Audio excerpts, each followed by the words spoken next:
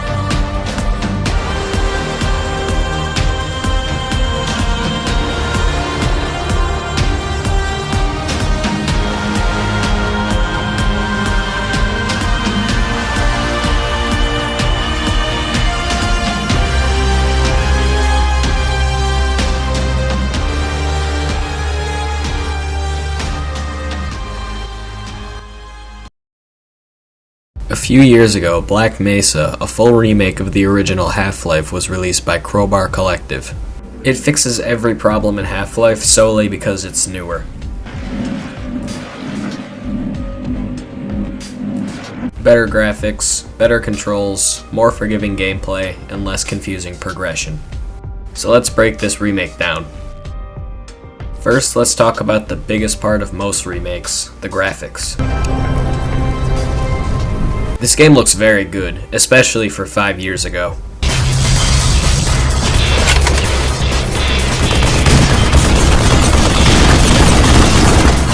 It also barely lagged my computer until some of the Zen sections. My PC can't handle a chase scene this intense. The game has more exaggerated lights and darks, the fire and water look more realistic, and all of the models have been redone. The game doesn't have ridiculous graphics, but since the original Half-Life is old enough to drink, it's quite the upgrade. The graphics aren't the only upgrade though, because this game has some of the greatest sound effects I've ever heard. Ooh, now that is a snappy pistol. Oh, I like this pistol. This is the most satisfying pistol I've seen in years. Black Mesa rivals the sound design of Metro Exodus, and if you've heard that game, you know that is a difficult feat. Just listen to the of the pistol, of the shotgun blast,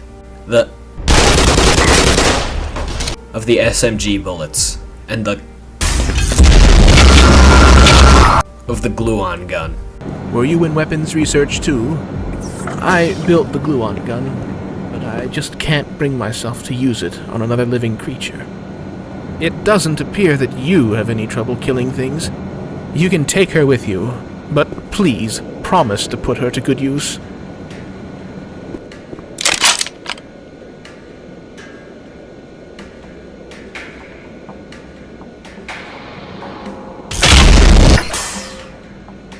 It's all just so satisfying. Right out! I've been hit! The graphics and sounds make the game a lot more realistic and immersive, mostly because you can't count the number of triangles on an HECU soldier's body. Half-Life was one of the first games that really knew how to immerse you. Morning, Mr. Freeman. Looks like you're running late. Morgan Freeman doesn't talk, you never leave first person, and there's no pre-rendered cutscenes. The original Half-Life doesn't have much of a story to tell compared to its sequel, but there is a story if you pay close enough attention. Now, if you follow standard insertion procedures, everything will be fine.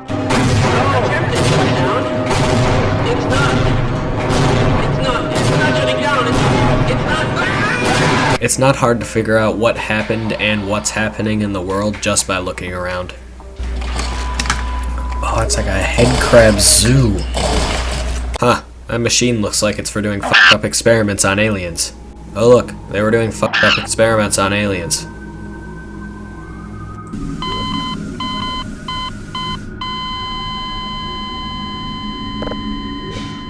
Hey look, these Vortigons aren't evil.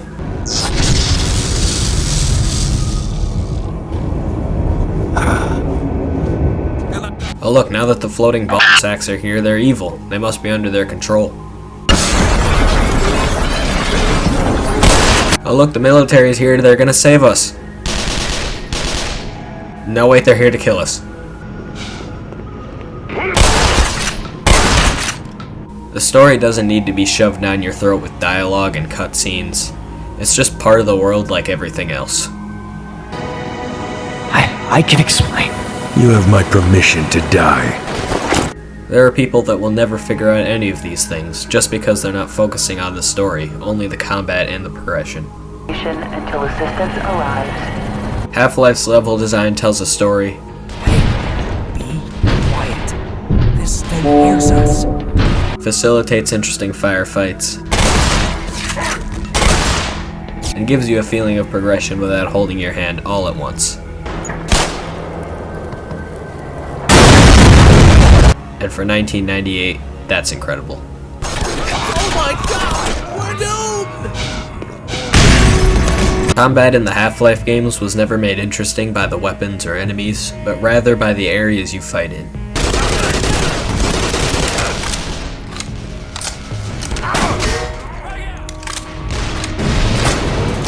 Oh, how am I gonna get out? In Half-Life 2, you had very simple weapons, and I beat the game with mostly the shotgun and the crossbow. Black Mesa has its own share of near useless weapons, some of which being the laser gun, which you have to charge and hit a sniper shot with.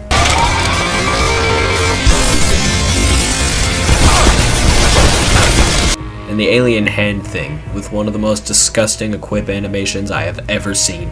What the fuck?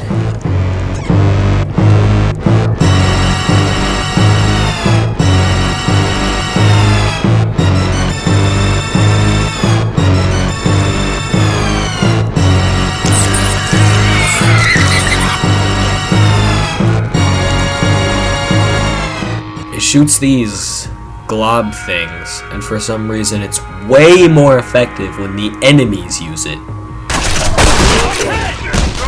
Half-Life is missing a lot of the mechanics that more modern shooters have, like aiming down sights and leaning. There are guns that can aim down sights, the crossbow and the big iron, but it's their whole gimmick. Almost every gun in the game has some kind of secondary function. These range from simple things like semi-auto fire on your pistol and double pumping on the shotgun, to grenades from your submachine gun and guided missiles from your rocket launcher.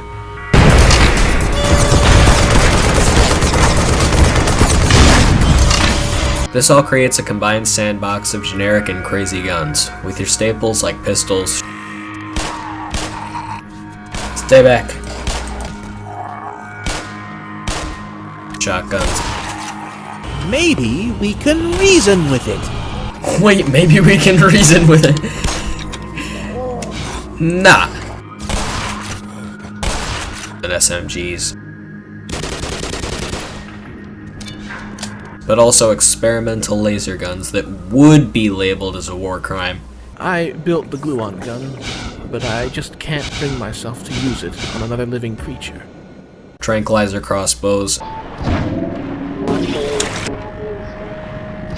and all the bombs that you can carry.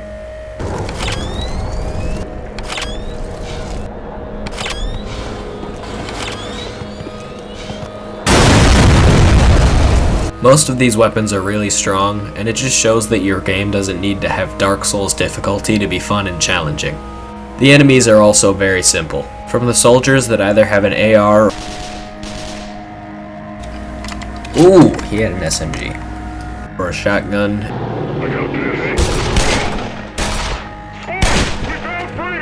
They're calling me by name? And occasionally throw grenades. Oh, I had a grenade. All the way to the flying aliens that mind control the Vortigaunts. Come on, guys! I don't have to do this, we're gonna be friends in the next game. I didn't want to have to use this thing again. I just can't bring myself to use it on another living creature. They never really broke for me, except this one guy. I hit him! Squad, there he is, open! The enemy variety in Half-Life 1 is way better compared to Half-Life 2 just with all the aliens. Oh no, they're evil in this game! They're evil in this game! In Half-Life 2 you had soldiers, antlions, and zombies with some occasional striders or attack choppers. In Half-Life 1 you have all kinds of aliens to fight like Vortigaunts. Vortigaun! Bull squids. What is that? Oh, it's spitting at me. Oh. And hound eyes. Oh, what the fuck is that? I know head crabs. I don't know whatever the fuck this thing is. With even more variants in the Zen levels. The exploration in Half-Life feels really good because the game never tells you what to do, instead using subtle cues and consistency to guide you. There we go. Things you can and need to interact with are usually green. Aha! Fire! That ought to do it. Well, I guess it's true. If it bleeds, you can kill it. Doors that you can open always have a handle. And in general, all puzzle elements will look the same throughout the game. You're constantly being relayed information whether you know it or not, and it's information that will definitely be important later.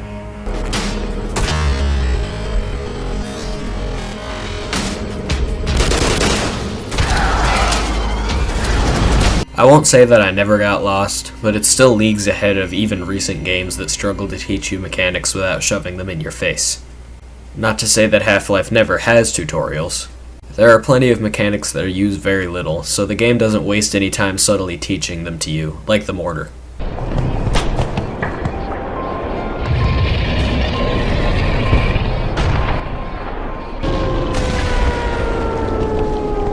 You also have the only vehicle section of the original Half-Life, which is somehow the only janky mechanic that Black Mesa couldn't fix.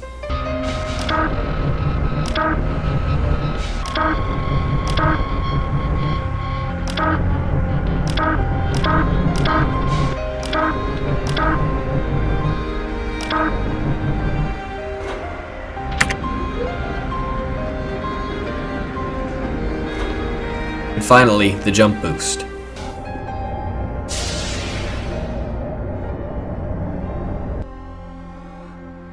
For the Zen chapters, you get the second horizontal jump that you need to platform with. Crowbar Collective tried their best, but this mechanic was just so fundamentally broken that I ended up having to use the laser gun to boost myself over some of the gaps.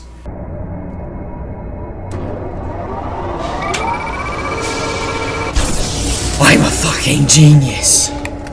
And the cherry on top of the whole game, some of the best boss fights and chase scenes I've ever seen, most of them taking place in Zen.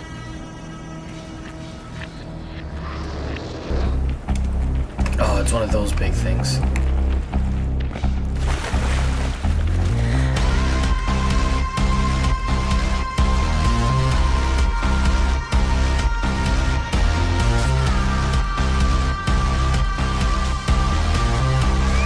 Shit.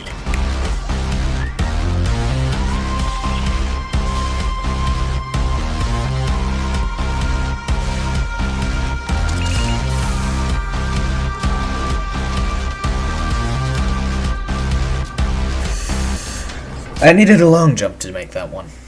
You fight and get chased by the mother of all head crabs. Oh, it's on the side of the wall. Holy shit. Giant lightning shooting aliens. Tentacle monsters. And the game even has a final boss.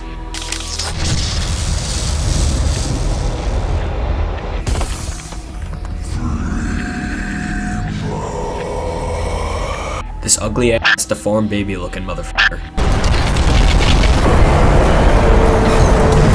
All accompanied by some of the most banger tracks I have ever heard.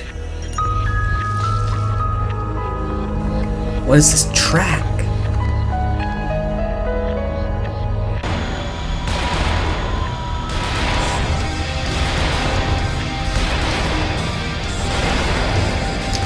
This is an awesome track. What the hell?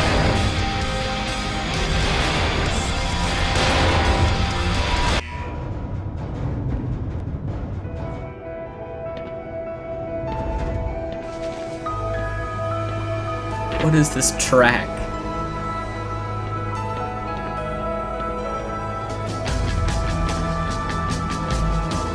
Overall, Black Mesa is a necessary remake that brings a game hindered by its age into the modern era of gaming. With its focus on intuitive puzzles and progression, satisfying combat, immersive storytelling, and overall just pure fun. The remaking of the mechanics, graphics, and sound have perfected this game, and it will stay perfected for many years to come. Hello? Hello? Could somebody get me some toilet paper? There you go. Oh, thank heavens! I'm in dire need of some toilet paper. Here. You said you needed some toilet paper. Here you go. Have a little... Oh. Here, have a little extra. Here you go. Yeah. Just in case you need a little more, you know? Just in case you need some extra. And actually, just in case you really need to clean yourself up in there. Here, just take that. I remember my days in the hazardous environment. And actually, maybe you just need to take some notes on that. There you go.